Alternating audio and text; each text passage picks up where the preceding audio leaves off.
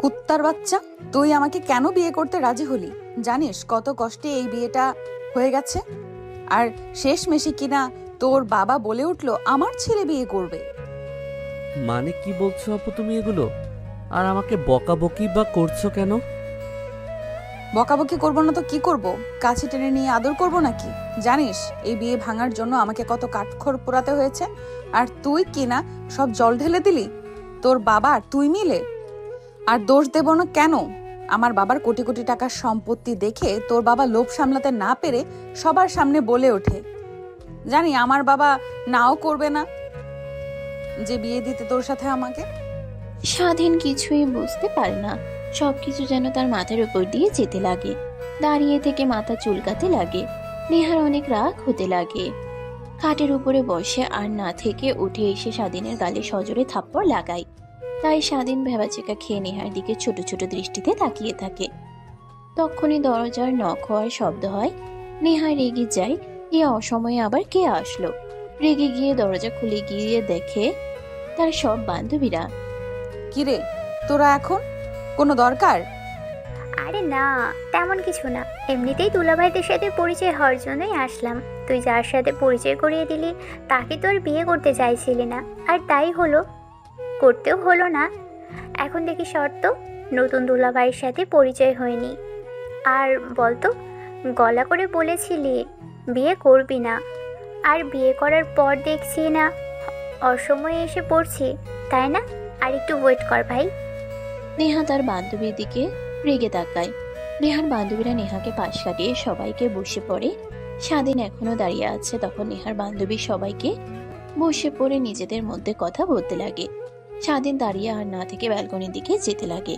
তখন নেহার বান্ধবীরা স্বাধীনকে উদ্দেশ্য করে বলতে লাগে, এই যে জুনিয়র দুলাভাই, কোথায় যাচ্ছেন?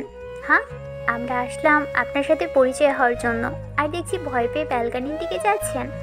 কই না তো, মানে জুনিয়র দুলাভাই দেখছি অনেক লজ্জা পেয়ে গেছেন। হ্যাঁ, লজ্জা পেতে হবে না, আমরা সব ফ্রেন্ড, বুঝলেন? আর কোথায় যেন দেখেছি একে মনে করতে পারছি না রে নিহা। বাদ দে তো, তোরাও না। কই দেখবি গ্রাম্য খ্যাত গ্রামে বড় হয়েছে, বাবা ইনভাইট করেছিল, বাবার ছোটবেলার বন্ধু, ওর বাবা তাই এসেছে। আর সেই কিনা আমার গলায় ঝুলে পড়লো। কেমনটা লাগে রে বল? তোদেরকে তো বললামই আমি এই বিয়ে করতে পারবো না। জানিস কত কষ্ট করে এই মিথ্যে অভিনয়টা করতে হয়েছে আমাকে। আর শেষমেশে কিনা নিজের থেকে 3 বছরের জুনিয়র ছেলেকে বিয়ে করতে হলো। জুনিয়র হয়েছে তো কি হয়েছে, অনেক ভালো। তোকে কখনো কিছু বলবে না, তোকে শাসন করবে না। তোর মন তোর মন তোর যা খুশি তাই করে চলতে পারবি, আর তোর কথাই উঠবোস করবে, বুঝলি? আমি তো জুনিয়র দেখেই বিয়ে করব, আমার ছোট থেকে ইচ্ছে। ভাই তাহলে একটা হেল্প কর রে তুই প্লিজ। তোর যে অত ছোট থেকে ইচ্ছা জুনিয়র ছেলেকে বিয়ে করার, তাহলে এই আপদটাকে তুই নিয়ে যা। দিয়ে দিলে ভালো হয় না? হ্যান্ডসাম আছে আর কিউট দেখতে অনেক। আমি তো ক্রাশ খেয়ে গেছি রে, প্লিজ দিয়ে দে কোনোভাবে আমাকে। কথাটা বলে নেহার বান্ধবীরা নিজেদের মধ্যে হাসাহাসি করতে লাগে। স্বাধীনের আর ভালো না লাগায় সেখান থেকে চলে আসে সোজা ছাদে। নিচের দিকে তাকিয়ে দেখে সবাই অনেক আনন্দ করছে। পাশে দেখে তার বাবা আর নেহার বাবা দুজনে বসে থেকে হাসাহাসি করছে। স্বাধীন তার বাবাকে হাসি খুশি দেখে তার ঠোঁটের কোণায় হাসির রেখা ফুটে ওঠে। আর মনে মনে বলতে লাগে, জানি না তারা যখন জানতে পারবে যে এই বিয়েতে নেহা ওর কোনো মত নেই, তখন তারা কি মনে করবে। আর কেন যে আসতে গেলাম, এখন কি হবে? নেহা পুজোর আগে আর আমার উপর রেগে রয়েছে। তিনি তো কখনোই আমাকে মেনে নেবে না। আর আমি তার থেকে ছোট। সব মেয়েরই স্বপ্ন থাকে তার থেকে বড় ছেলেকে বিয়ে করার। আল্লাহ, কি এক ঝামেলায় পড়লাম। কথাগুলো দাঁড়িয়ে থেকে নিচের দিকে তাকিয়ে স্বাধীন ভাবছিল। তখনই তার কাঁধে কেউ হাত রাখে। স্বাধীন চমকে উঠে পিছনের দিকে তাকিয়ে দেখে নেহার মা। স্বাধীন তাড়াতাড়ি করে নিজেকে সামলে নিয়ে বলতে লাগে, আন্টি, আপনি এখানে? আন্টি বলেছ কাকে বাবা? এখন থেকে মা বলে ডাকবে। আর নিজে থেকে দেখছিলাম তুমি অনেকক্ষণ ধরে ছাদে দাঁড়িয়ে আছো, তাই আসলাম। তার রুমে না গিয়ে ছাদে এসে দাঁড়িয়ে আছো যে, কিছু কি হয়েছে? কি আর হবে, যা হওয়ার তা তো হয়ে গেছে। নিজের গুণ দিয়ে বদমেজাজি মেয়েকে আমার গলায় জড়িয়ে দিয়েছেন। আল্লাহই জানে এর ফল কি যে ভোগ করতে হবে আমাকে। কি ব্যাপার বাবা, তুমি কেন কথা বলছো না? যে চুপচাপ করে আছো কেন? নেহা কি তোমাকে কিছু বলেছে? না না আন্টি, ও সরি মা, কিছুই বলেনি। স্বাধীনের কথার অর্থ অবস্থানে আসলে নেহার মা রাগীভাবে তাকায়। স্বাধীন কথা ঘুরিয়ে মা বলে ডাকলে নেহার মা হাসি দিয়ে স্বাধীনের দিকে তাকিয়ে থাকে। তারপর স্বাধীনকে উদ্দেশ্য করে বলতে লাগে, আমার মেয়ে তো আমি ভালো করেই জানি, তোমাকে বলতে হবে না। আর একটা কথা নিয়ে অনেক ভালো, উপর থেকে যতই খারাপ ব্যবহার করে দেখো না কেন, ও ভেতর থেকে অনেক ভালো। যদি তুমি মিশতে পারো তাহলে সব বুঝতে পারবে। আর আমি ভালো করেই জানি নেহা এই বিয়েতে কেন মত ছিল না। যেভাবেই হোক ও বিয়েটা হয়ে গেছে। আর আমিও জানি ও যে নিজেকে বাচ্চার মা দাবি করলো এটাও মিথ্যে। কিন্তু তুমি কাউকে বলো না বাবা, ওকে এইটা নিয়ে শায়েস্তা করবে, বুঝলে? আর হ্যাঁ, একটা কথা, যাই হোক প্লিজ তুমি আমার মেয়েকে ছেড়ে যেও না। স্বাধীন কি বলবে যেন কোনো ভাষাই খুঁজে পায় না। নেহার মা স্বাধীনের হাত ধরে করুণ দৃষ্টিতে তাকিয়ে আছে তার দিকে। তারপর তারা স্বাধীন আর নেহার মা দুজনে আরো অনেক কথা বলতে লাগে।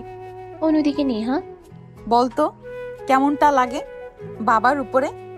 বিয়ে করব না তাও জোর করে তার অফিসের পার্টনারের ছেলের সাথে আমাকে বিয়ে দেওয়ার জন্য উঠে পড়ে লেগেছিল। আমি বিয়ে ভেঙে ফেললাম, ভাবলাম যাই হোক এবার বেঁচে যাব, কিন্তু কে জানতো এটাই আমার গলার কাটা হয়ে দাঁড়াবে। শেষমেশ কিনা গাইয়ে একটা খ্যাতকে বিয়ে করতে হলো। এইভাবে বলছিস কেন? হ্যাঁ, দেখ আল্লাহ যা করে ভালোর জন্যই করে। আর স্বাধীনকে তো দেখতে অনেক কিউট আর সুন্দর। আমার অনেক পছন্দ হয়েছে। আমি তো প্রথম দেখাতেই ক্রাশ খেয়ে গিয়েছিলাম। নেহার বান্ধবীর কথা শুনে নেহা অবাক হয়ে তার বান্ধবীর দিকে তাকিয়ে আছে। এটা দেখে নেহার বান্ধবী বলতে লাগে, তোরা এইভাবে আমার দিকে তাকিয়ে আছিস কেন? যেন এলিয়েন দেখছিস?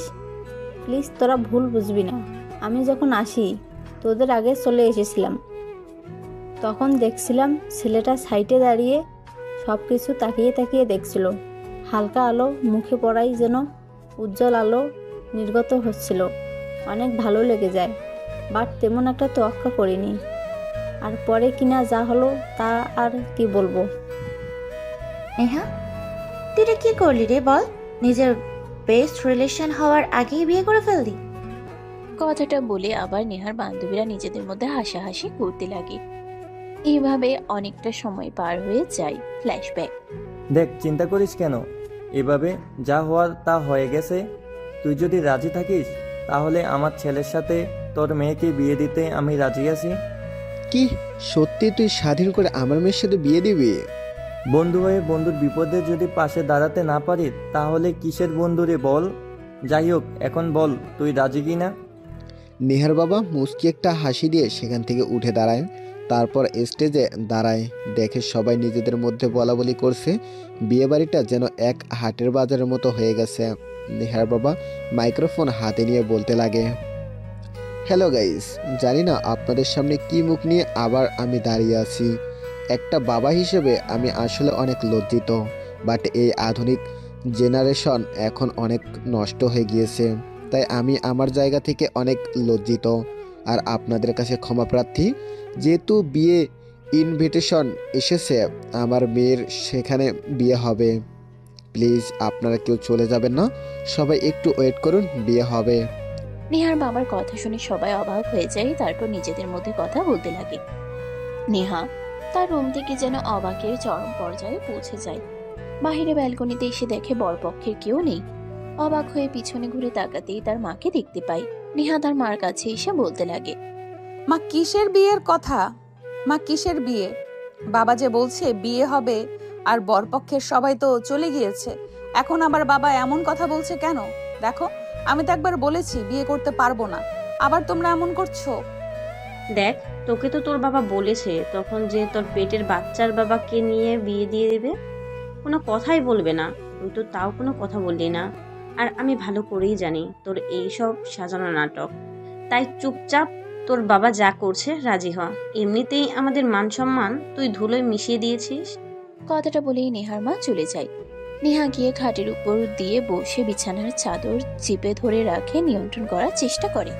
শালা, এত কিছু করলাম বিয়ে ভাঙার জন্য, আবার ঘুরে ফিরে সেই বিয়ে করতে হচ্ছে। কি যে করবো এখন। কি আর করবি, এত কিছু হবার পরও যে আঙ্কেল তোকে বিয়ে দিয়ে ছাড়বে, তাই বলে কি চুপচাপ বিয়ে করে নে, এটাই ভালো হবে। রেগে উল্টোপাল্টা সিদ্ধান্ত নিলে তখন তোরই পস্তাতে হবে। নেহা কিছু একটা ভেবে চুপ হয়ে যায়, তারপর তার মা আর বাবার কথা মতো বিয়ে করে নেয়। বর্তমান। কিরে, দুলাভাই কোথায় গেল? আসলাম পরিচয় হওয়ার জন্য, উল্টো আমাদের দেখে পালিয়ে গেল। থাক, বাদ দে তো, এমনিতেই ভালো লাগছে না, তার উপর তোর ওই কুত্তার বাচ্চাকে নিয়ে পড়ে আছিস। চল ড্রিঙ্কস করি, ভালো লাগছে না। কি বলছিস তুই? পাগল হয়ে গিয়েছিস নাকি? তোর মাথাটা পুরোই খারাপ হয়ে গেছে। আজকে তোর বিয়ে আর বলছিস আজকে ড্রিঙ্কস করবি? দেখ ভাই, আজকে অন্তত বাদ দে। না, এমনিতেই যে রাগ হয়ে আছে মাথাটা, ড্রিঙ্কস না করা পর্যন্ত তা কমবে না। তোরা একটু দাঁড়া, আমি নিয়ে আসছি। নেহা উঠে গিয়ে তার ড্রেসিং টেবিলের নিচ থেকে মিনি ফ্রিজ থেকে ড্রিঙ্কসের বোতল বের করে নিয়ে আসে। নেহার বান্ধবীরা সবাই দেখে অবাক হয়ে তাকিয়ে থাকে। নেহা টেবিলের উপর থেকে গ্লাস বের করে ঢেলে দিতে লাগে সবাইকে। অবাক হয়ে তাকিয়ে থাকতে দেখে নেহা তাদের দিকে ড্যাব ড্যাব করে তাকিয়ে থাকে। তখন নেহার বান্ধবী বলতে লাগে, কি রে, তুই তোর রুমে ড্রিঙ্কস করিস আর ওখানে যে মিনি ফ্রিজ আছে আর ড্রিঙ্কস রেখে দিস, তুই তো কখনো আমাদের বললি না। মানে তোদের বললে তোরা আমাকে নিয়ে মজা করতি, তাই বলিনি। আর বেশি না, রাতে যখন একটু মাথা গরম থাকে তখনই আর কি বের করে খাই। বাদ দে তো, তাই সবাই এনজয় করি। তারপর সবাই মিলে খেতে লাগে, আনন্দ করতে লাগে। স্বাধীন অনেকক্ষণ ছাদে দাঁড়িয়ে থেকে নেহার মায়ের সাথে গল্প করতে লাগে। রাত হলে নেহার মা বলে, যাও বাবা, অনেক রাত হয়ে গিয়েছে, এত রাত অবধি বাইরে থাকা ঠিক না। আর হ্যাঁ, একটা কথা, আমাদের একটা মাত্র মেয়ে, তুমি ওকে কোনো কষ্ট দিও না। জানি তুমি কষ্ট কি দেবে বলো তো, আমার যে কি হাল করবে নেহা, এটাই ভেবে গা কেঁপে উঠছে আমার। বাট প্লিজ বাবা, সহ্য করে নিও, দেখবে সব ঠিক হয়ে যাবে। নেহার মায়ের প্রশ্নের উত্তরে স্বাধীন ভেবাচিকা খেয়ে যায়। কিছু না বলে মুচকে একটা হাসি দিয়ে ছাদ থেকে নেমে সোজা রুমের দরজার সামনে আসে। দরজায় ধাক্কা দিতে তাকে লক করা দরজায় কিছু না বলে মুচকে একটা হাসি দিয়ে ছাদ থেকে নেমে সোজা রুমের সামনে এসে দরজায় ধাক্কা দিতে থাকে। লক করা দরজায় করা লাগতে লাগে। কোনো দিকে নেহার বান্ধবীরা সবাই ড্রিঙ্কস করে মাতাল অবস্থা। হঠাৎ দরজা করা নেওয়ার শব্দে নেহার বান্ধবী এসে দরজা খুলে দেয়। দরজা খুলে দিয়ে স্বাধীনকে দেখতে পেয়ে নেহার বান্ধবী স্বাধীনের গলা চেপে ধরে রুমে ঢুকিয়ে দরজা আটকে দেয়। স্বাধীন সবার এই অবস্থা দেখে ভয় পেয়ে যায়। পিছনে ঘুরে তাকাতেই নেহার বান্ধবী এসে কলার চেপে ধরে স্বাধীনকে তার দিকে টেনে নিয়ে যেতে লাগে। এমন সময় নেহা এসে তার বান্ধবীকে সরিয়ে দিয়ে বলতে লাগে, আরে তুই কি করছিস? ও আমার স্বামী, আমি ওকে কিস করব আর তুই কি না? সর এখান থেকে পেতনিরা, যা তোরা এখন রুম থেকে যা, এখন আমাদের রোম্যান্স হবে। আরে তুই তো বললি যে স্বামী হিসেবে মেনে নিস না, আর তুই ডিভোর্স দিয়ে দিবি, এটা বললি তো। তুই ডিভোর্স দিয়ে দিলে আমি বিয়ে করে নিব, তো তখন তো আমারই স্বামী হবে। তাই আমি বাসর করি বিয়ে করার আগে। কথাটা বলে নেহার বান্ধবী দুজন দুজনের মধ্যে হাতাহাতি করতে লাগে। স্বাধীন কি করবে যেন কিছুই বুঝে উঠতে পারে না। সবাই এই দশা দেখে অবাক হয়ে যায়। তখন স্বাধীন নেহাকে নেহার বান্ধবীর থেকে ছাড়িয়ে দূরে নিয়ে গিয়ে বসিয়ে দেয়। আরে আপনারা কি শুরু করলেন? হ্যাঁ, পাগল হয়ে গেছেন নাকি? নিজেদের মধ্যে কেউ এভাবে মারামারি করে নাকি? আর আপনাদের বলেও তো কোনো লাভ হবে না। যে পরিমাণ ড্রিঙ্কস করেছেন আপনাদের সামনে তো দাঁড়ানো যাচ্ছে না। কি যে করি এখন? স্বাধীন কি করবে বুঝে উঠতে পারে না। দুজনকে সরিয়ে দিয়ে দরজা খুলে বাইরে এসে কাজের মেয়েদের ডাক দিতেই তারা চলে আসে। স্বাধীন সবাইকে যার যার রুমে নিয়ে যেতে বললে সবাইকে রুমে নিয়ে যায়। স্বাধীন হাফ ছেড়ে পাচ্ছে, সোফায় বসে পড়ে। সোফায় বসে থেকে হঠাৎ নেহার দিকে নজর যায়। স্বাধীন এতক্ষণেও ভালো করে নেহার দিকে তাকিয়ে দেখেনি। ঘুমন্ত চেহারা যেন এক অন্যরকম সৌন্দর্য বিরাজ করছে নেহার মাঝে। কথাটা ভেবে স্বাধীন নিজের মাথায় আলতো করে আঘাত করে ভাবতে লাগে, স্বাধীন, কি ভাবছিস তুই? এই বিয়েটা উনি মেনে নেয়নি, আর তোর কাছ থেকে অনেকেই অনেক কিছু আশা করলে কি হবে? যার সাথে বিয়ে হয়েছে সে যদি মেনে না নেয় তাহলে কিভাবে কে? তাই ওর কাছ থেকে দূরে দূরে থাকতে হবে তোকে। আর যে মেয়ের বাবা আল্লাহই জানে তোর কপালে কি আছে। কথাটা ভেবে স্বাধীন উঠে দাঁড়াতেই বোতলের সাথে পা লেগে পড়ে যেতে নিলে কোনোভাবে নিজেকে সামলে নেয়। নেহার দিকে তাকিয়ে দেখে সে ঘুমাচ্ছে। হঠাৎ বমি করতে লাগে। স্বাধীন দ্রুত গিয়ে নেহাকে কোলে তুলে নিয়ে ওয়াশরুমে যায়। তারপর নেহাকে ফ্রেশ করিয়ে দিয়ে খাটের উপর শুয়ে দিয়ে বোতলগুলো পরিষ্কার করে স্বাধীন পরে ঘুমিয়ে পড়ে। পরের দিন সকালবেলা ঘুম ভেঙে যায় সূর্যের আলো লাগাতে। মিট মিট করে তাকিয়ে দেখে এখনো নেহা পড়ে পড়ে ঘুমাচ্ছে। স্বাধীন ঘুমিয়ে আর না থেকে উঠে ওয়াশরুমে চলে যায়। ফ্রেশ হয়ে বাহিরে আসতেই দরজায় কড়া নাড়ার শব্দ হয়। স্বাধীন দরজা খুলে দিয়ে দেখে নেহার মা দাঁড়িয়ে আছে, 2 হাতে 2 cup coffee. Good morning aunty. তোমাকে আর কতবার করে বলবো বাবা যে আমাকে আন্টি বলে ডাকবে না? এখন থেকে তুমি আমার মেয়ের জামাই, আমারও ছেলে। আমাকে মা বলে ডাকতে পারো তো। নেহা কি এখনো ঘুম থেকে ওঠেনি? এত বেলা হয়ে গেছে, পড়ে পড়ে ঘুমাচ্ছে। সরি। আর না মানে রাতে ওই নেহা আপু। স্বাধীনের কথা শেষ হবার আগেই নেহা পিছন দিক থেকে চেঁচিয়ে উঠে বলতে লাগে, কই মা, এই তো উঠে গিয়েছি, এমনিতেই শুয়েছিলাম, ভালো লাগছিল না তাই। স্বাধীন ভয় পেয়ে যায়, পেছনে ঘুরে তাকিয়ে নেহাকে দেখে। তারপর নেহার মায়ের হাত থেকে কফি নিয়ে সোফায় বসে খেতে লাগে। তখনই তার ফোন রিং হতে লাগে। পকেট থেকে ফোন বের করে দেখে তার বন্ধু ফোন করেছে। রিসিভ করে সোজা ব্যালকনিতে চলে যায়। অন্যদিকে নেহার মা, দেখ মা, ছেলেটা ছোট হলে কি হবে, অনেক ভালো। কালকে অনেকক্ষণ ছাদে কথা বলেছি। যতটুকু বুঝতে পেরেছি, আমি বলি কি, অতীতের সব কথা ভুলে গিয়ে নতুন করে বাঁচতে সে। আর তোর বাবা না আজ পর্যন্ত যা করেছে তোর ভালোর জন্যই করেছে, এতটুকুই বলবো। মা বাবা না জানলে কি হবে? তুমি তো আমার সম্পর্কে সব জানো, তারপরও এত জোরাজুরি করলো কেন বাবা আমাকে বিয়ে করানোর জন্য, জানো? তা যাই হোক, আর কথা বাড়াতে চাই না। বাবা যা করেছে এর জন্য তো তোকে পস্তাতে হবে, আর আমি ওকে কখনোই মেনে নেব না। এমনিতেই তো গ্রাম্য খ্যাত গরিব একটা ছেলে, আর কিনা আমার থেকে 3 বছরের জুনিয়র, ভাবতেও গা শিউরে উঠছে। জুনিয়র হয়েছে তো কি হয়েছে? হ্যাঁ, আমার আর তোর বাবার সম্পর্কে তুই তো জানিস না। তোর বাবা আমার থেকে 2 বছরের জুনিয়র। দেখলে মনে হয় না? আর তোর বাবা আগে অনেক গরিব ছিল। তোর বাবা আর স্বাধীনের বাবা দুজন অনেক ভালো বন্ধু ছিল গ্রামে। বাট তোর বাবা শহরে আসে, বিজনেস করে, ধীরে ধীরে বড় হয়ে যায়, এখন এই পজিশনে এসেছে। তাই বলি কি, গরিবদেরকে নিয়ে কখনো ফেল্লাসে করিস না মা। নেহার অনেক রাগ হতে লাগে। তার মায়ের বক বক কানে কথা শুনে তাই ওয়াশরুমে চলে যায়, গোসল করে নেয়। তখনই সাইডে স্বাধীনের টি শার্ট দেখে অবাক হয়ে যায়। কোনোভাবে গোসল করে বাইরে বের হয়ে দেখে নেহার মা রাতের ড্রিঙ্কসের বোতলগুলোর দিকে তাকিয়ে আছে। নেহা তা দেখে ভয় পেয়ে যায়। ওয়াশরুমে দরজা খোলার শব্দে নেহার মা ওইদিকে ঘুরে তাকালে নেহা ভয়ে চুপ হয়ে যায়। এসব কি? হ্যাঁ, তার মানে রাতে তুই? চুপ থাকবে তুমি? দেখো, এমনিতেই জোর করে আমাকে বিয়ে দিয়ে দিয়েছো, এখন আবার এত এত কথা বলছো, ভালো লাগছে না আমার। প্লিজ আমাকে একটু একা থাকতে দাও। আর হ্যাঁ, রাতে ড্রিঙ্কস করেছি, হয়েছে, এখন যাও তো রুম থেকে বের হয়ে। দেখ, যা করছিস মোটেও ভালো করছিস না। একটা ছেলে খারাপ দেখে তুই যে সবাইকে একইভাবে ভাববি তা কিন্তু নয়। আমি গেলাম, বাট তুই নিজের পায়ে নিজেই কুড়াল মারছিস। আজ না হয় কাল তুই হাড়ে হাড়ে টের পাবি সেটা। কথাটা বলে নেহার মা রুম থেকে চলে যায়। নেহার রাগ হতে লাগে, খাটের উপরে গিয়ে বসে থাকে আর ড্রিঙ্কসের বোতলের দিকে তাকিয়ে থাকে। রাগ হতে লাগে, বোতলগুলোর দিকে এগিয়ে গিয়ে হাত দিয়ে চাপ দিয়ে ভাঙার চেষ্টা করে। অন্যদিকে স্বাধীন ব্যালকনিতে গিয়ে ফোন রিসিভ করতে ওই পাশ থেকে তার বন্ধু বলতে লাগে, কি রে, তুই বিয়ে করলি আর আমাদের কাউকে কোনো দাওয়াতও দিলি না? ফ্রেন্ড গ্রুপে তোর আর নেহাপুর পিকটা দেখলাম, অনেকটাই অবাক হয়ে গিয়েছিলাম। পরে যখন জিসানের কাছ থেকে সবটা জানতে পারি, অনেকটাই অবাক হয়ে যায় রে। মানে আর তুই নেহাকে চিনিস কি করে? চিনবো না কেন রে ভাই? নেহা আপুকে তো পুরো কলেজের সবাই চেনে। আমরা তো সবাই তোকে নিয়ে অনেক দুশ্চিন্তায় আছি। নেহা আপুর যে রাগী আর বদমেজাজি, তার কথাতেই কলেজের স্যার ম্যাম অবধি উঠবস করে। তোকে যে কি করবে স্বয়ং আল্লাহ পাক কি জানে রে ভাই। যাই করিস ওনার থেকে একটু দূরে দূরে থাকিস।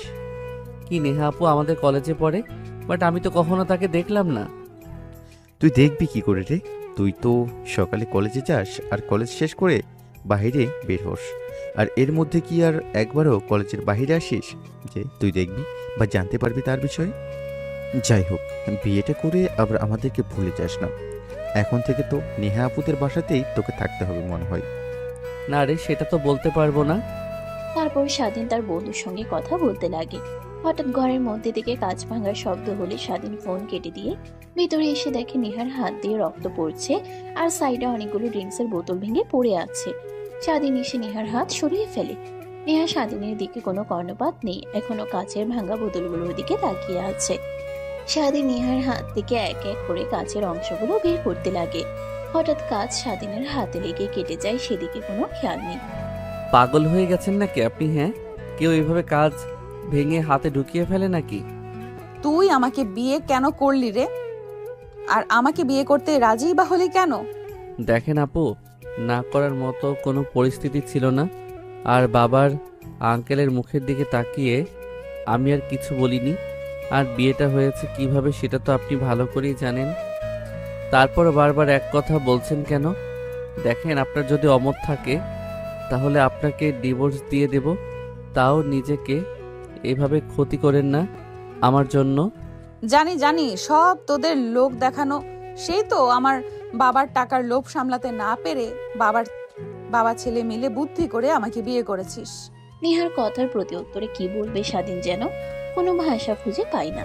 নেহার কথা শুনে মিটিমিটি করে হাসতে লাগে আর নেহার হাত থেকে কাচের ভাঙা অংশগুলো বের করতে লাগে। তারপর এই দিক ওই দিক তাকিয়ে ফার্স্ট এড বক্স খুঁজতে লাগে। হঠাৎ আলমারির ওপরে দেখতে পেয়ে উঠে গিয়ে নিয়ে আসে, নেহার হাত ব্যান্ডেজ করে দেয়। এখনো স্বাধীনের দিকে ড্যাব ড্যাব করে নেহা তাকিয়ে আছে আর মনে মনে বলছে, কি ছেলে রে বাবা, এত এত কথা বললাম যেন কোনো কথা কান অবধি যাচ্ছে না। তার নিজের মতো করে কাজ করেই চলেছে। ওর জায়গায় অন্য কোনো ছেলে হলে এত কথা বলার কখন চলে যেত। কি ভাবছেন?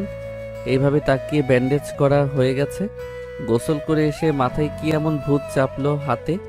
বোতল ভেঙে কাচের টুকরাগুলো ঢোকাতে হলো? নাকি মা এসে কিছু বলে গিয়েছে তার জন্য এমন রাগ কাটিয়েছেন আমার উপরে, না জেনে বোতলের উপরে? কথাটা বলে দাঁত বের করে স্বাধীন মিটিমিটি হাসতে লাগে। নেহার অনেক রাগ হতে লাগে। মাকে? হ্যাঁ, আর তুই কাকে মা বলছিস? কেন আপু, আপনার মা তো আমারও মা। আপনাকে বিয়ে করেছি তাই আন্টি আমাকে বলেছে যেন এখন থেকে মা বলে ডাকে, তাই ডেকেছি। স্বাধীনের কথা শুনে আরো রাগ হতে লাগে। তারপর নেহা উঠে গিয়ে ড্রেসিং টেবিলের সামনে গিয়ে বসে থাকে। স্বাধীন সেই দিকে আর না তাকিয়ে নিচে চলে যায়। দেখে তার বাবা আর নেহার বাবা দুজনে বসে গল্প করছে। স্বাধীন যেতেই তাদের সঙ্গে গল্প করতে লাগে। হঠাৎ দেখে নেহা ছোট ড্রেস পরে ব্যাগ কাঁধে নিয়ে বের হচ্ছে। নেহার বাবা অবাক হয়ে যায়। স্বাধীনের বাবা তো অবাকের চরম পর্যায়ে পৌঁছে যায়, কারণ গ্রামের মানুষ কখনো এমন পোশাক পরিধান করতে মেয়েদের দেখেইনি। এখন এমন পোশাক পরে কাঁধে ব্যাগ নিয়ে কোথায় যাচ্ছিস? কোথায় আর যাব, কলেজে যাচ্ছি। আজ নতুন দেখছো নাকি প্রশ্ন করছো? তা না, দেখ মা, আগে যা করার তা তো করেছিস, এখন বিয়ে করেছিস, স্বামী আছে তোর, তোর নিজের একটা সংসার আছে। এমন ছোটোখাটো পোশাক পরে বাইরে বের হওয়া যাবে না। আর কালকে তো বিয়ে হলো, আজকে কলেজে যেতে হবে না। স্বাধীনকে 2-1 দিন সময় দে, তারপর না হয় যাস। দেখো বাবা, তোমাদের কথা মতো বিয়েতে রাজি হয়েছি। এখন আবার তুমি আমার লাইফে অন্য কাউকে কখনোই ইন্টারফেয়ার করাবে না। আমি যেভাবে চলবো একান্ত নিজের ব্যক্তিগত। দেখ মা, তুই হয়তো ভুলে যাচ্ছিস যে তোর বিয়েটা কিভাবে হয়েছে। যদি স্বাধীনের বাবা স্বাধীন এখানে আসতো তাহলে আমার মান সম্মান কাটা যেত। আর তোকে তো কতবার করে বললাম, তুই যে ছেলেকে ভালোবাসিস সেই ছেলে বাচ্চা তোর পেটে, তাকে নিয়ে আয়, আমি মেনে নেব, কোনো কথাই বলবো না। কিন্তু তুই তো তখনও চুপ করেছিলি, কোনো কথা বলছিলি না। আর কি সে ছেলে, ওর পরিচয়টা একবার দিয়ে দেখ, ওর কি হাল করি। তোমাকে কিছুই করতে হবে না। কথাটা বলে বাইকের চাবি হাতে নিয়ে ঘোরাতে ঘোরাতে বের হয়ে যেতে লাগে। স্বাধীনের বাবা তো অবাক হয়ে নেহার বাবার দিকে তাকিয়ে আছে। নেহার বাবা মাথা নিচু করে সোফায় বসে থাকে ফ্লোরের দিকে তাকিয়ে। তখনই নেহার বাবা স্বাধীনের বাবার 2 হাত জোর করে ফেলে তারপর বলতে লাগে, দেখ, তুই আমাকে প্লিজ ক্ষমা করে দে। আমি তোর ছেলের জীবন নষ্ট করে ফেলেছি, দিয়েছি একমাত্র মেয়ে, আদর দিতে দিতে একদম মাথায় তুলে ফেলেছি। আমাদের কোনো কথাই শোনে না, নিজের মতো চলাফেরা করে। হ্যাঁ ভাই, প্লিজ ক্ষমা করে দেন আমাদের দুজনকে। দেখেন, স্বাধীনের মতো এত ভালো একটা মেয়ের জামাই হিসেবে পাওয়া আমাদের সৌভাগ্য। কিন্তু সবার সামনে যে নেহা মিথ্যের নাটক সাজিয়েছিল তার পেটে বাচ্চা, এটা একদমই মিথ্যে কথা। ওর ডকুমেন্টগুলো সব মিথ্যে ছিল। ও বিয়ে করতে রাজি ছিল না। আমি আর আপনার ভাই মিলে বিয়ে করাতে রাজি করিয়েছি, কিন্তু ওর মাথায় যে এত বুদ্ধি ঘুরপাক খাচ্ছিল তা আমরা জানতাম না। না না, তোমরা ক্ষমা চাচ্ছ কেন? দেখো, তোমাদের তো এখানে কোনো ভুল নেই। কিন্তু আমার মাথাতে একটা বুদ্ধি আছে, জানি না আদৌ কাজ করবে কিনা, বাট মনে হয় কাজ করবে। তারপর নেহার বাবা স্বাধীনের বাবাকে তার বুদ্ধির কথা খুলে বলে। নেহার বাবা স্বাধীনের বাবা দুজনে শুনে অনেক খুশি হয় এবং কাজ করবে এটাও বলে। তারপর তারা একসঙ্গে আড্ডা দিতে লাগে। অন্যদিকে স্বাধীন নেহার এমন ব্যবহার আর পোশাক আশাক দেখে অবাক হয়ে যায়। সেখানে বসে থাকতে না পেরে উঠে বাইরে বাগানে গিয়ে বসে থাকে। নেহা ভার্সিটিতে চলে যায়। তার বান্ধবীরা বসে আড্ডা দিচ্ছিল, সবাই অবাক হয়ে যায়। কিরে, ভাবলাম তো আজকে জুনিয়র দুলাভাইকে ছেড়ে রুম থেকে বেরই হবে না, আর আজকেও কিনা এই পোশাক পরে ভার্সিটিতে চলে এসেছিস। আরে তোরাও না ওই গাইয়া খ্যাটটাকে নিয়ে পড়ে আছিস। তোদের এত করে বললাম যে দেখবি, করতে চেয়েছিলাম না, শেষমেশে ভাঙবে সক্ষম হয়। বাট কোথা থেকে যে ওই গরিবের বাচ্চাটা বের হয়ে আসলো আল্লাহ জানে। বাট একটা কথা কি হবে, অনেক কিউট হ্যান্ডসাম আছে, কিন্তু আমি তো প্রথম দেখাই ক্যাশ খেয়ে গিয়েছি। ক্রাশ খেয়ে কোনো লাভই হবে না, আমারও ক্রাশ। নেহা তার দুই বান্ধবীর এমন কথা শুনে রীতিমতো অবাকের অষ্টম পর্যায়ে পৌঁছে যায়। রাগ হতে লাগে। সেখানে আর না থেকে সোজা ক্যান্টিনে চলে যায়। তখন স্বাধীনের বন্ধু নেহাকে দেখে খানিকটা ভয় পেয়ে যায়। আপু আপনি? এমন করছিস কেন? হ্যাঁ, আগে হয়তো বা কখনো দেখিসনি, ভয় পেয়ে আছে। সর, ভালো লাগছে না। স্বাধীনের বন্ধু উঠে পড়ে নেহা বসে থাকে। স্বাধীনের বন্ধু দ্রুত ক্যান্টিন থেকে বের হয়ে স্বাধীনকে কল করে। স্বাধীন বসেছিল, এমন সময় ফোনে আসায় বের করে দেখে তার বন্ধু। রিসিভ করতেই ওই পাশ থেকে স্বাধীনের বন্ধু বলতে লাগে, শালা, তুই কাকে বিয়ে করছিস? হ্যাঁ, কালকে বিয়ে হয়েছে আর আজকেই ভার্সিটিতে চলে এসেছিস? আমি তো রীতিমতো ভয় পেয়ে গিয়েছিলাম। আর এইসব কি পোশাক পরে আসে যে সব ছেলেরা তাকিয়ে থাকে? দেখ, বাদ দে কথা। কালকে তো তোকে ফোনে সব বললাম যে নেহা আপু আমাকে মেনে নেয়নি, আর বিয়েটা কিভাবে হয়েছে এখনো এমন কথা বলছিস? রাখ ফোন। আর কালকে ম্যাসে চলে যাব, বাবা বাড়িতে চলে যাবে। এখানে থাকার বিন্দুমাত্র ইচ্ছা নেই, ভালো লাগে না। এত বড় বাড়ি, বাট কোথাও গিয়ে শান্তি পাই না। কথাটা বলেই স্বাধীন তার বন্ধুর সঙ্গে কথা বলতে লাগে। দেখতে দেখতে অনেকটা সময় পার হয়ে যায়। কথা বলা শেষ হলে স্বাধীন ফোন কেটে দেয়। তারপর সোজা রুমে চলে যায়। গিয়ে নেহার পড়ার টেবিলে বসে বই পড়তে লাগে। তখন হঠাৎ নজর যায় স্বাধীনের নেহার ডায়েরির দিকে।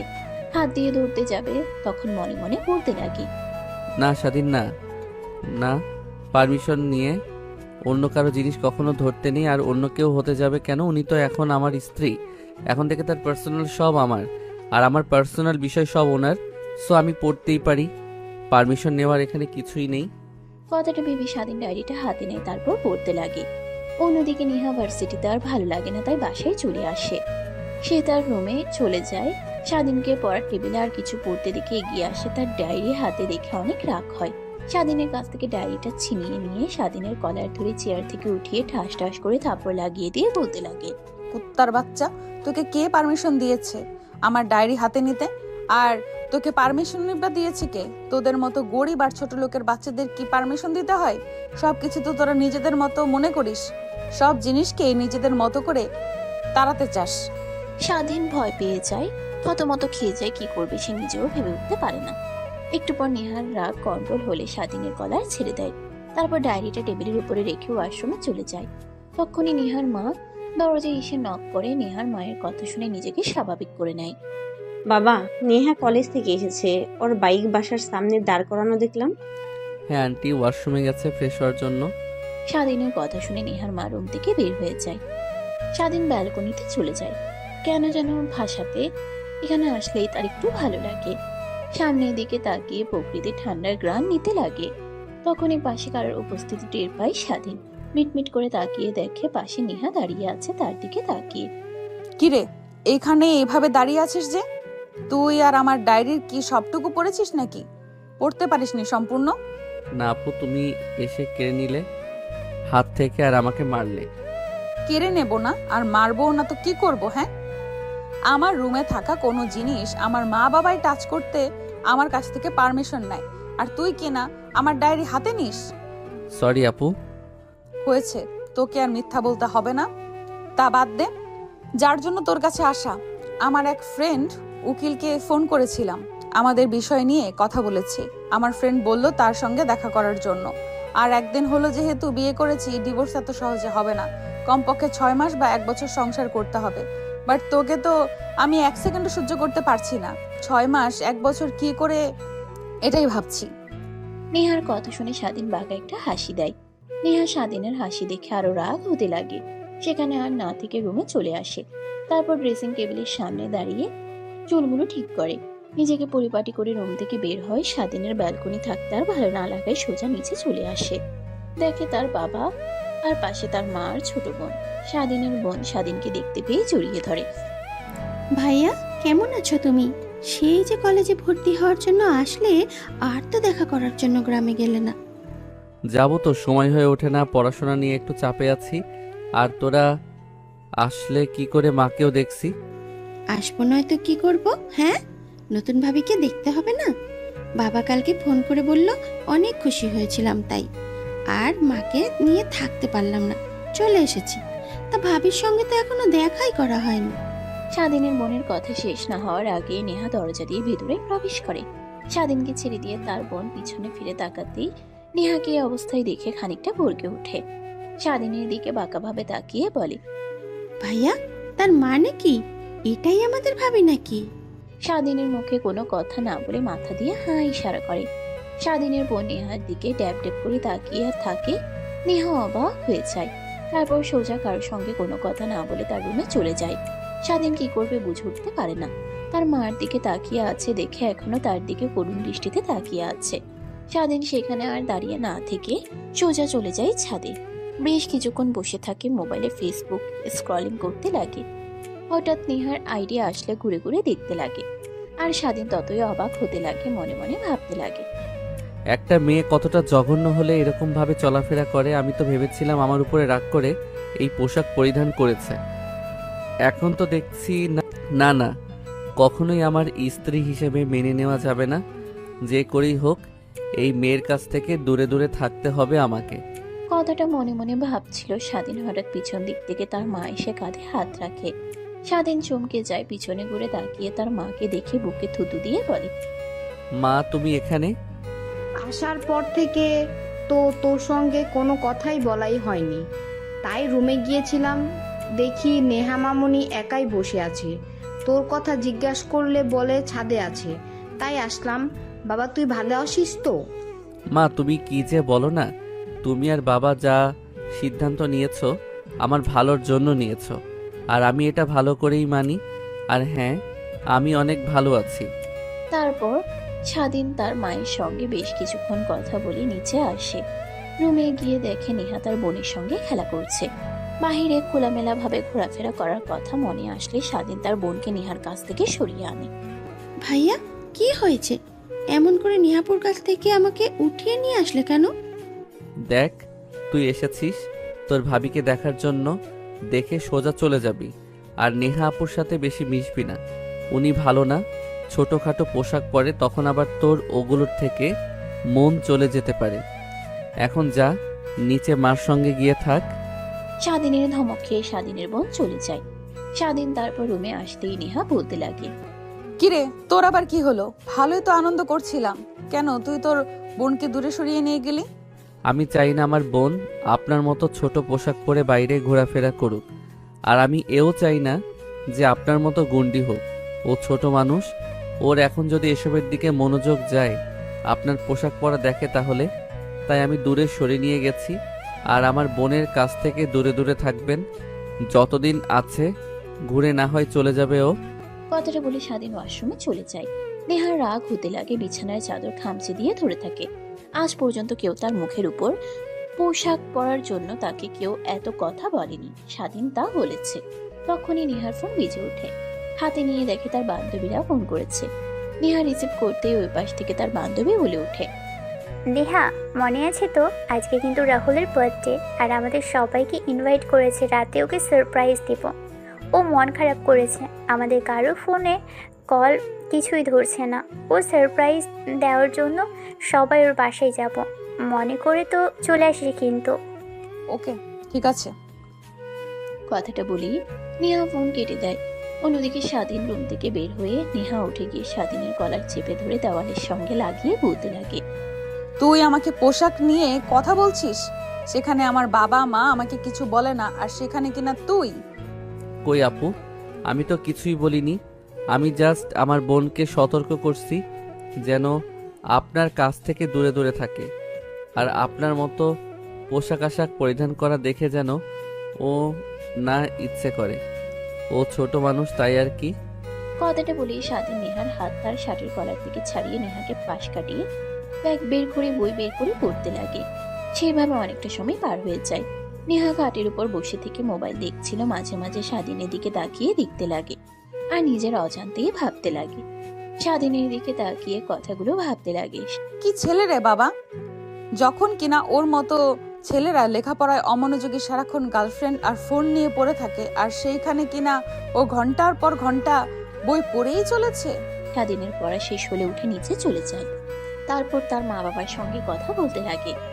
এমন সময় নেহা রেডি হয়ে বের হয়। স্বাধীনের বোন নেহাকে বের হয়ে যেতে দেখে জেদ করতে লাগে ঘুরতে যাওয়ার জন্য। স্বাধীন রাগীভাবে তাকিয়ে থাকে, বাট সেদিকে কোনো কর্ণপাতি দেয় না। নেহা, ও যেহেতু এত জোরাজুরি করছে, তাহলে নিয়ে যা। মেয়েটা কখনো শহরে আসেনি, গ্রাম থেকে বড় হয়েছে, একটু ঘুরবে তোর সাথে। কিন্তু বাবা, আমি তো আমার বন্ধুর পার্টিতে যাচ্ছি, রাতে আসতে অনেক লেট হতে পারে, আর স্বাধীন তো। লেট না হয় নিয়ে যা, সমস্যা নেই। নেহা মাথা দিয়ে হাত ইশারা করে। স্বাধীনের বোন রুমে চলে যায়। একটু বোন নতুন জামা পরে আসে। নেহা স্বাধীনের বোনকে নিয়ে বাইকে উঠতে যাবে, তখন উপরের দিকে তাকিয়ে দেখে স্বাধীন ব্যালকনিতে দাঁড়িয়ে আছে তাদের দিকে তাকিয়ে। আচ্ছা চলো, আজকে বাইক নিয়ে না গাড়ি নিয়ে যাই। হ্যাঁ আপু, তুমি যেটা ভালো মনে করো, বাট আমি অনেক খুশি। বান্ধবীদের কাছ থেকে শুনেছি ঢাকার নাকি অনেক সুন্দর, আর আজকে দেখতে পারবো ঘুরে। কথাটা বলে স্বাধীনের বোন খুশি হয়ে গাড়িতে উঠে বসে। নেহা গাড়িতে উঠে ড্রাইভিং করতে লাগে। নেহা আর স্বাধীনের বোন চলে গেলে স্বাধীন তার রুমে চলে আসে। তারপর নেহার মা বাবা তাদের পরিকল্পনার কথা স্বাধীনকে বলে। স্বাধীন কি বলবে যেন ভাষা হারিয়ে ফেলে, মাথা দিয়ে শুধু হ্যাঁ ইশারা করে। তুমি শুধু অভিনয় করবে, আর আমি জানি ও যে মেয়ে। যখন দেখবে টাকা পয়সা সব ওর হাতছাড়া হয়ে গিয়েছে, তখন দেখবে এমনিতেই সব ঠিক হয়ে গিয়েছে, আর এত ঘোরাফেরা করতে পারবে না। যখন তখন এমনিতেই সব ঠিক করে নেবে। হ্যাঁ, আমিও তাই বলি, তাই কর, দেখবি নেহা তখন এমনিতেই ঠিক হয়ে যাবে। তারপর তারা কথা বলতে লাগে। স্বাধীনের অনেক চিন্তা হতে লাগে তার বোনকে নিয়ে, কারণ নেহা যে মানুষ, ড্রিঙ্কস করে কোথায় কিভাবে পড়ে থাকে সে নিজেও জানে না। দেখতে দেখতে অনেকটা রাত হয়ে যায়। গাড়ির শব্দ হয়। দরজার দিকে তাকাতেই দেখে তার বোন আর নেহা হাসতে হাসতে আসছে। স্বাধীনের বোনের হাতে অনেকগুলো ব্যাগ। তারপর নেহা স্বাধীনের বোন দুজনে বসে গল্প করতে লাগে। হয়তো রাত হয়ে গেলে খাওয়া দাওয়া করে যে যার রুমে চলে যায়। স্বাধীন রুমে গিয়ে সোজা পড়ার টেবিলে বসে বই বের করে পড়তে লাগে।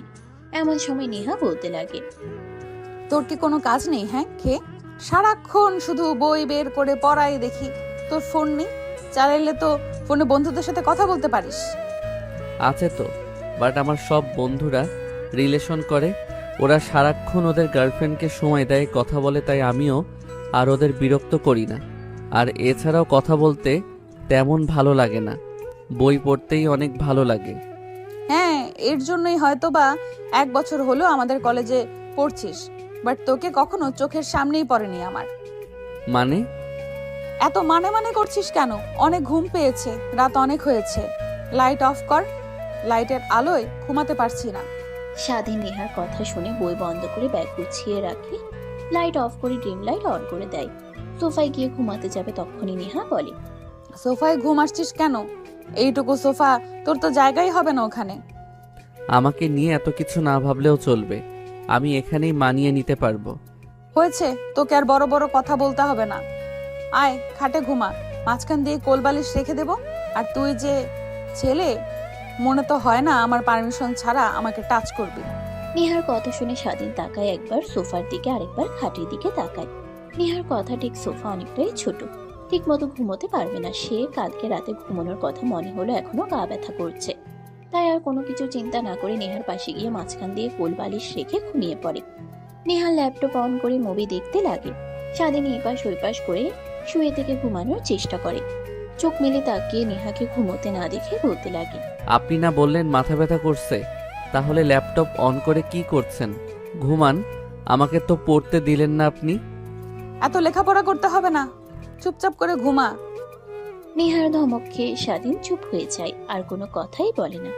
এক পর্যায়ে ঘুমিয়ে পড়ে। নেহার মুভি দেখা শেষ হলে স্বাধীনের ঘুমন্ত চেহারা দেখে কেন যেন এক ভালো লাগা কাজ করে, নিজের অজান্তেই ভাবতে লাগে।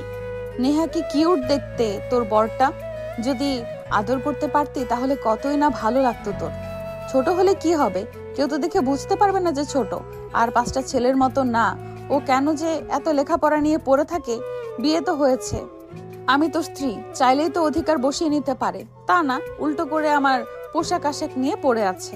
আরে যে ছেলে লেখাপড়ার দিক থেকে ওর দৃষ্টি সরায় না, যেন কি ভাবছিস? তুইও তো তোর ছোট, আর তুই মেনে নিবি না কখনো ওকে?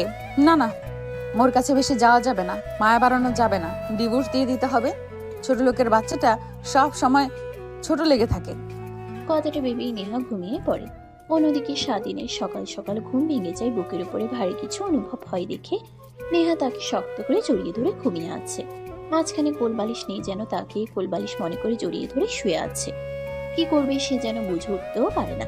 নেহাকে সরিয়ে উঠতে যাবে, যদি নেহার ঘুম ভেঙে যায় আর তাকে এই অবস্থায় দেখে তাহলে তো জ্যান্ত পুঁতে রাখবে মাটিতে।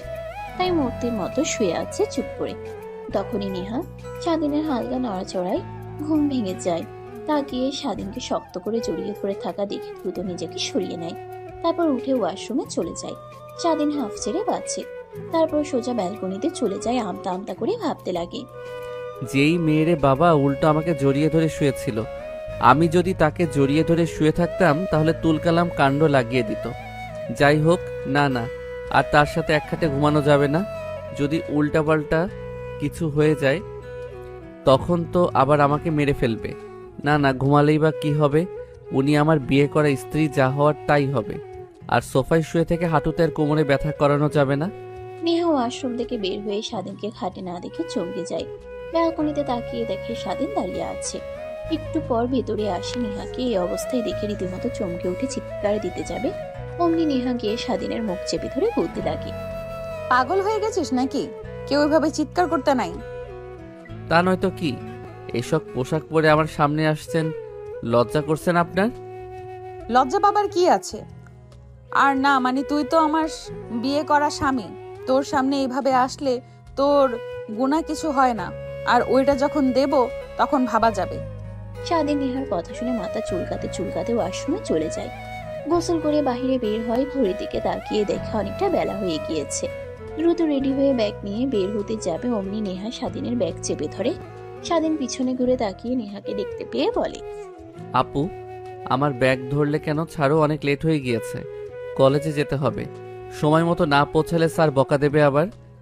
কলেজ শুরু হতে এখনো 30 মিনিট বাকি আছে, আর এখান থেকে কলেজে যেতে মাত্র 10 মিনিট সময় লাগে। এত তাড়াতাড়ি কলেজে গিয়ে কি করবি? হ্যাঁ, আমি আর তুই তো একই কলেজে প্লাস ভার্সিটিতে ওখানেই পড়ি। না না, আমাকে তাড়াতাড়ি যেতে হবে, অনেক পড়া এখনো বাকি আছে। 2 দিন হলো কলেজে যাই না। বন্ধুদের কাছ থেকে রাতে নোট নিয়েছি, বাট পড়া হয়নি। আপনি তো পড়তে দিলেন না, উল্টো রাতভর মুভি দেখলেন। ভালো করেছি, আর এখন কলেজে যেতে হবে না, আমি আর তুই একসাথে কলেজে যাব। স্বাধীন নেহার কোনো কথা না শুনে রুম থেকে বের হয়ে কলেজের দিকে যেতে লাগে। অন্যদিকে নেহা ফ্রেশ হয়ে কালকের পোশাক পরতে যাবে, তখনই স্বাধীনের বোনের কথা মনে পড়ে। দেখো আপু, এইসব পোশাক পরা একদমই ভালো না। দেখো ওই ছেলেগুলো তোমার দিকে কিভাবে তাকিয়ে আছে। তোমার সৌন্দর্য তারা দেখছে না, তোমার দেহটা তারা দেখছে। তুমি অসুন্দর হলেও তাদের সমস্যা ছিল না, তারা তো তোমার দিকে তেমন নজরই দিচ্ছে না, তোমার দেহর দিকে দিচ্ছে। তাই বলি কি, এমন পোশাক না পরাটাই ভালো। কথাটা ভেবে নেহা তার ওয়ার্ড্রপ থেকে 3 পিস বের করে পরে আয়নার সামনে দাঁড়াতেই যেন এক অন্যরকম নেহাকে দেখতে পায়। তারপর ব্যাগ কাঁধে ঝুলিয়ে নিচে নামতেই দেখে নেহার বাবা আর উকিল। নেহা যেতে যাবে, অমনি নেহার বাবা ডাক দেয়। তার বাবার কাছে এসে দাঁড়াতেই নেহার বাবা বলতে লাগে, আমি আর তোর মা কালকে রাতে সিদ্ধান্ত নিয়েছি যে আমাদের তোর মেয়ে নেই, তুই একমাত্র মেয়ে, আর তোকে বিয়ে দিয়ে দিয়েছি স্বাধীন বাবার সাথে। আর ওইটা আমাদের এখন একমাত্র ছেলে, তাই আমাদের যা সম্পত্তি ছিল সব স্বাধীনের নামে লিখে দেব। বড় হয়ে গিয়েছি, আর কতদিনই বা এসব আগে রাখবো। কি বাবা, আমি তোমাদের মেয়ে আর তুমি উল্টো আমাকে তোমার সয় সম্পত্তি না দিয়ে কোথাকার করুন গরিব ছোট লোকের বাচ্চাকে সবকিছু লিখে দিচ্ছ। পরে যদি লোভ সামলাতে না পেরে আমাদের তিনজনকে বাসা থেকে বের করে দেয়, তখন আমাদের কি হবে একবারও ভেবে দেখেছো? আমি আমার বন্ধুকে ভালো করে চিনি, আর আমার বন্ধুর ছেলে কেমন হবে এটাও আমি ভালো করেই জানি। তোকে কখনো বলা হয়নি আজ আমার এত সম্পত্তি, এত এত টাকা পয়সার পেছনে একটা লোকের হাত ছিল, সেটা হলো স্বাধীনের বাবা। মানে? দেখ, আমরাও ছিলাম অনেক গরিব। তুই হবার আগে আমি আর স্বাধীনের বাবা দুজনে গ্রামে কৃষি কাজ করতাম। আমাদের জমি ছিল খুব কম। স্বাধীনের বাবার থেকে স্বাধীনের বাবা আমাকে ওর জমি চাষ করতে দিত, বিনিময়ে কিছুই নেয়নি। তারপরও আমি নেশায় আসক্ত হই, অনেক টাকা নষ্ট করি, জমা জমি সব নষ্ট করে ফেলি। কি করব কিছুই বুঝে উঠতে পারিনি। পরে স্বাধীনের বাবা তার নিজের জমি বিক্রি করে দিয়ে আমাকে টাকা দিয়ে ঢাকায় পাঠিয়ে দেয় কাজ করার জন্য। তারপরে একটা দোকান কিনে ওইখানে বিজনেস শুরু করি। ওখান থেকে আজ এত দূরে এসেছি। তাহলে তুই বল, এসব সম্পত্তি হওয়ার পিছনে কার অবদান বেশি? আর আমাদের যদি বের করেও দেয় স্বাধীন, তাহলে আমার মনে কোনো কষ্টই থাকবে না, কারণ এইসব কিছু ওর নিজের। নেহা কি বলবে যেন কোনো ভাষাই খুঁজে পায় না। নেহার বাবা এক এক করে সব দলিলগুলোতে সাইন করে দেয়। নেহা রেগে রুম থেকে বের হয়ে যায়, গাড়ি নিয়ে ভার্সিটিতে চলে যায়। তারপর পার্কিং লটে গাড়ি রেখে স্বাধীনের ক্লাসরুম খুঁজতে লাগে। খুঁজতে খুঁজতে পেয়ে যায় নেহা সোজা ক্লাসরুমে ঢুকে স্বাধীনের কলার চেপে ধরে বাইরে বের করে পুরো কলেজের স্টুডেন্ট ম্যাম খুঁজতে খুঁজতে পেয়ে যায়। নেহা সোজা ক্লাসরুমে ঢুকে স্বাধীনের কলার চেপে ধরে বাইরে বের করে পুরো কলেজের স্টুডেন্ট সঙ্গে ম্যাম দেখে অবাক হয়ে যায়। নেহাকে কলেজের ম্যাম, প্রিন্সিপাল স্যার সবাই অনেক ভয় পায়। ম্যাম যেন কিছুই বলে না। নেহা হাত থেকে স্বাধীন ছাড়া পাবার চেষ্টা করে। আরে আপু কি করছেন, প্লিজ ছেড়ে দেন। পুরো কলেজের স্টুডেন্টরা আমাদের দিকে তাকিয়ে আছে, এইভাবে ম্যামের ক্লাসের মধ্যে থেকে আমাকে উঠে নিয়ে আসলেন। ম্যাম কি মনে করবে আমাকে নিয়ে? যা মনে করার করুক গিয়ে, আমার তাতে কি? আজ তোর একদিন কি আমার যে কয়দিন লাগে। দেখো আপু, আমি যদি ভুল কিছু করে থাকি তাহলে প্লিজ বাসায় গিয়ে আমাকে মেরো। এই কলেজের সবার সামনে আমাকে এভাবে অপমান করো না। নেহা বাঁকা একটা হাসি দেয়, তারপর স্বাধীনের কলার ধরে টানতে টানতে ফাঁকা রুমে নিয়ে গিয়ে দরজাটা আটকিয়ে দেয়। নেহার বান্ধবীরা গাছের নিচ থেকে দেখে দৌড়ে আসে, দরজা নক করতে লাগে। সব স্টুডেন্টরা এদিকে আসলে নেহার বান্ধবীরা সবাই যে যার ক্লাসরুমে যেতে লাগে। পুরো পরিবেশটা থমথমে বিরাজ করে। জানোয়ারের বাচ্চা, তোকে তো অনেক ভালো ভেবেছিলাম, আর তুই কি না আমার মা বাবার ব্রেন ওয়াশ করে তাদের আওতায় নিয়ে এসে সব সয় সম্পত্তি নিজের নামে করে নিচ্ছিস। মানে? এখন আবার মানে মানে করা হচ্ছে, তাই না? যেন কোনো কিছুই বুঝতে পারছিস না, কচি খোকা একটা। কি? কথাটা বলে নেহা স্বাধীনকে ঠাস ঠাস করে থাপ্পড় মারতে লাগে। স্বাধীন চুপ হয়ে যায়, অনেক রাগ হতে লাগে, কিন্তু কিছুই বলে না। এক পর্যায়ে নেহাকে তার কাছ থেকে ধাক্কা দিয়ে দূরে সরিয়ে দিয়ে বলতে লাগে, কি করবে? হ্যাঁ আমার নাম কি করবে? হ্যাঁ আমার নামে লিখে না দিয়ে আপনার মতো মাদকাসক্ত আর গুন্ডি মেয়েকে আঙ্কেল তার সহায় সম্পত্তি সব লিখে দিবে। দেখা যাবে যে পরে আপনি সব কিছু বিক্রি করে দিয়ে রাস্তায় নামিয়ে দিয়েছেন তাদের। কি? তা নয়তো কি আপনার নিজের মা বাবা ভাই আপনাকে বিশ্বাস করে না? কথাটা বলে স্বাধীন নেহার হাত ঝামটা দিয়ে সরিয়ে দিয়ে ক্লাসরুম থেকে বের হয়ে যায়। তারপর সোজা তার রুমে গিয়ে ক্লাস করতে লাগে। প্রত্যেকটা স্টুডেন্ট স্বাধীনের দিকে অবাক হয়ে তাকিয়ে থাকে। স্বাধীনের সেদিকে কোনো ভ্রুক্ষেপ নেই, মনোযোগ দিয়ে ক্লাস করতে লাগে। অন্যদিকে নেহার বান্ধবীরা স্বাধীনের রুম থেকে বের হয়ে যেতে দেখে ভিতরে ঢুকে দেখে নেহা সাইডে দাঁড়িয়ে আছে মূর্তির মতো। নেহার বান্ধবী এগিয়ে এসে নেহার গায়ে হাত রেখে বলতে লাগে, কি রে, এখন দেখছি জুনিয়র জামাইকে ছাড়া 1 মিনিটও চলে না। কলেজে এসে সোজা ক্লাসরুম থেকে বের হয়ে ফাঁকা রুমে নিয়ে এসে রোম্যান্স করলি বুঝি? আমাদের কপাল, আমরা না হয় বিয়ে করি জুনিয়র কাউকে দেখে। নেহার অনেক রাগ হতে লাগে স্বাধীনের কথা আর তার বান্ধবীদের বলা কথা শুনে। রেগে রুম থেকে বের হয়ে যায়, গাড়ি নিয়ে সোজা নদীর পাড়ে গিয়ে দাঁড় করিয়ে গাড়ির উপরে বসে থেকে পানির দিকে তাকিয়ে থেকে ভাবতে লাগে, তাহলে কি আমি এতটাই জঘন্য যে আমার মা বাবাই আমাকে বিশ্বাস করে না? তাহলে কি আমি এতটাই খারাপ যে আমার মা বাবা আমাকে নিয়ে তারা খারাপ ভাবনা ভাবে? এইসবই ভাবতে লাগে আর নিজেকে পরিবর্তন করার চিন্তা করতে লাগে। 4 মাস পর। তোমাকে বললাম না যে আমার মতো করে কাজ করে দেখো, ঠিক তাই হলো। নেহা এখন আর আগের মতো নেই, যেন পুরোটাই চেঞ্জ হয়ে গিয়েছে। আর 5টা মেয়ের মতো সাধারণভাবে জীবনযাপন করা শুরু করেছে। সব স্বাধীন আর আমার বুদ্ধি। মানে? তারপর নিহার মা তাদের প্ল্যানের কথা বলে। নিহা বাঁকা একটা হাসি দেয়, স্বাধীনের দিকে তাকায় রাগী ভাবে, হাত দিয়ে স্বাধীনের হাতে খামচি দেয়। স্বাধীন আহ বলে উঠলে সবাই সেদিকে তাকায়। কি হয়েছে বাবা, এমন করে উঠলে কেন? না মানে মা, হাতে কাটা বেঁধে গিয়েছে তাই। কি বলো, কাটা আসতে যাবে কই থেকে? খাবার তো খাচ্ছ মাংস দিয়ে। নিহার মায়ের কথা শুনে নিহার বাবা নেহা দুজনেই বিষমকিয়ে ওঠে। স্বাধীন ভেবাচিকা খেয়ে যায়। একটা মিথ্যা লুকানোর জন্য বড় মিথ্যার মাথায় নিতে হলো। তখনই নেহা দৌড়ে চলে যায়, বমি করতে লাগে। স্বাধীন খাবার রেখে নেহার কাছে যায়। নেহার অবস্থা দেখে অনেক চিন্তা হতে লাগে। নেহার মা কাছে এসে দেখে মেয়ের ওই অবস্থা, ভালো লাগতে লাগে, আবার চিন্তাও করতে লাগে। একটু পর নেহা স্বাভাবিক হলে হাসপাতালে নিয়ে যায়। পরীক্ষা নিরীক্ষা করে ডাক্তার হাসি মুখে রিপোর্ট নিয়ে আসে। নেহার মা বুঝতে পেরে অনেক খুশি হয়। কংগ্রাচুলেশন মিস্টার, আপনি বাবা হতে চলেছেন। আর আপনাকে দেখে এত চিন্তিত মনে হয়েছিল, না জানি আপনার বইয়ের কি এমন ভয়ঙ্কর রোগ হয়েছে যে। কি? হ্যাঁ, এই নিন রিপোর্ট, আমি আসছি। এতটুকুতেই এত নার্ভাস হতে নাই, বুঝলেন? কথাটা বলেই স্বাধীন থেকে ডাক্তার চলে যায়। নেহার বাড়ি গিয়ে এসে নেহার কপালে চুমু দিয়ে কেবিন থেকে বের হয়ে যায়।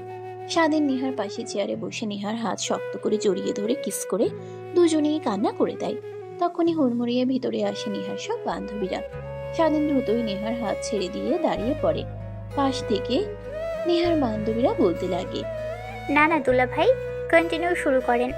আর এই তোরা চল, ভুল সময় চলে এসেছি। আরে না, ভুল সময়ে না, ঠিক সময়ে চলে এসেছিস। আয় তোরা বস। কি রে, কি স্বভাব, পেটে বাচ্চা নিয়ে এসেছিস আর আমরা কিছু বললেই বলতি ওরে মেনে নিবি না? তলে তলে টেম্পু চালাও আর আমরা বললেই হরতাল, তাই না? থাক তোরাও না, কি যে বলিস না, বিয়ে করেছি আর স্বামীকে ছেড়ে দূরে থাকবো। নেহার কথা শুনে নেহার বান্ধবীরা হাহা করে হাসতে লাগে। হাই, কি কপাল আমাদের। দেখ, নেহার পেটে বেবি, আর এখন পর্যন্ত আমরা বিয়েই করতে পারলাম না। আমাদের বিয়ে হতে হতে দেখা যাবে, তখন নেহার ছেলে মেয়ে বিয়ে করতে উঠে পড়ে লাগবে।